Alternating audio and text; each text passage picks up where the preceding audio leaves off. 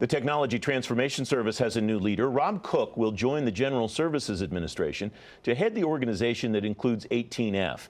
He's likely to have only a little bit of time in his job, though, before he'll have to answer a lot of questions from Capitol Hill. Mike Hettinger is president of the Hettinger Strategy Group. Rich Beutel is founder of Cyrrus Analytics. Mike, I'm going to start with you. How long do you think Rob Cook has to kind of get his feet under him before the Hill will start to ask him a lot of questions about things like the 18F GAO report and other issues?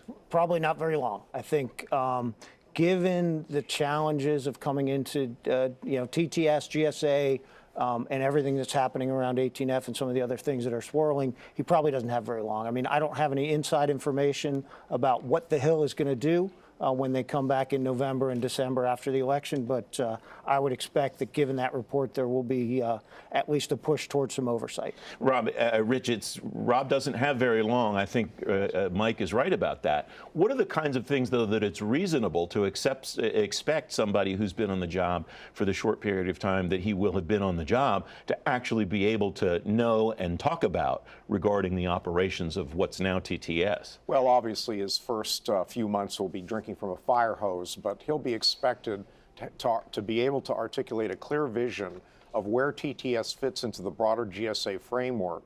And TTS so far has been muddled in terms of what they're intending to do and what role they intend to play, particularly in the context of the potential to manage the IT Modernization Fund, the $3.1 billion request by Tony Scott and the president's budget submission to accelerate IT modernization. And the whole idea of what is reasonable to expect could drive the way that the next step or the step after that goes on the Hill, right, Mike? I mean, if Rob comes up and he's not as well versed as Congress had hoped and they ask him questions he's not prepared to answer and they don't get the answers they want submitted for the record shortly thereafter, we're in for a long January, I bet. No, I think that's probably right. And so you hope that this transition goes smoothly. Obviously, it's an important job. And I think I've heard through the grapevine they had over 100 qualified folks who were interested in being the head of TTS.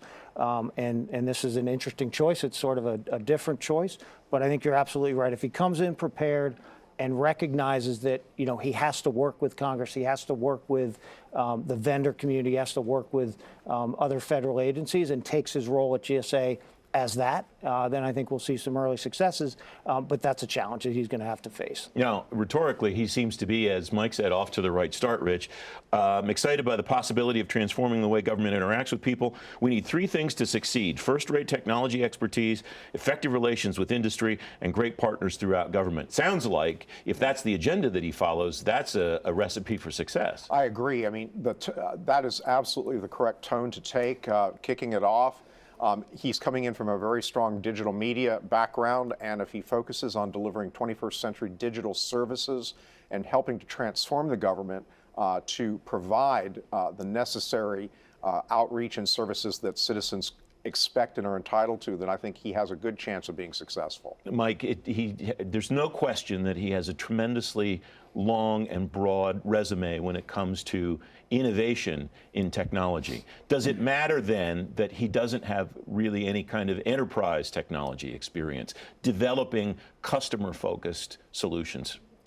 I guess we'll see, right? I think he has a different background, and as we know, government is not a business, and there's a lot of things you do in business that can effectively be applied to government, but it's not a business, and certainly GSA has a different role than probably anything he's handled before. So I think we'll see. He comes in with a really interesting technology background, really great experience, and we'll see how that correlates to what he's trying to do at GSA and TTS. I want to shift gears for a moment. One of the things that he will oversee is FedRAMP, the cloud security program at the General Services Administration. The Government Accountability Office, Rich, says it's going to look at FedRAMP.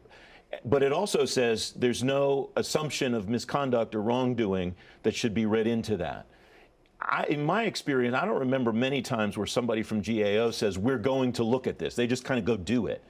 Is there any significance that we should read into this, apart from GAO saying you shouldn't read anything into it? I don't think so. Recall that there is intense Hill interest in reforming the FedRAMP proposal. Jerry Connolly has already been outspoken that he intends to push forward legislative reform. We participated in meetings on the Hill to discuss what that might look like going forward. Fundamentally, the program is based on a very necessary theme, and that is qualify once, use many times. That remains a very useful and significant philosophy. And the problem is it's gotten bogged down in red tape, and it's too cumbersome and expensive now. FedRAMP on its own has made a lot of efforts at reform, introducing FedRAMP Accelerated and some other things that they've done. Doesn't sound like that's enough, though, Mike. Well, I think one of the things, and Rich and I have been talking a lot about this internally, it's not necessarily just a FedRAMP issue, right? There's a FSMA issue that goes along with this, and one of the things we've been talking to people on the Hill about is if you're going to reform FedRAMP, you also have to look at FSMA and how the two work together. You know, there were FSMA reforms done, I think, in 2014, around the same time that FTARA was passed. But those FSMA reforms didn't address this qualify once, use many times philosophy. And so I think as Congress looks at it, they're going to need to figure out how these two, one's a program, one's a law, how they fit together. Mike Hettinger, Rich Beutel, thanks as always very much, gentlemen. Thanks, Francis.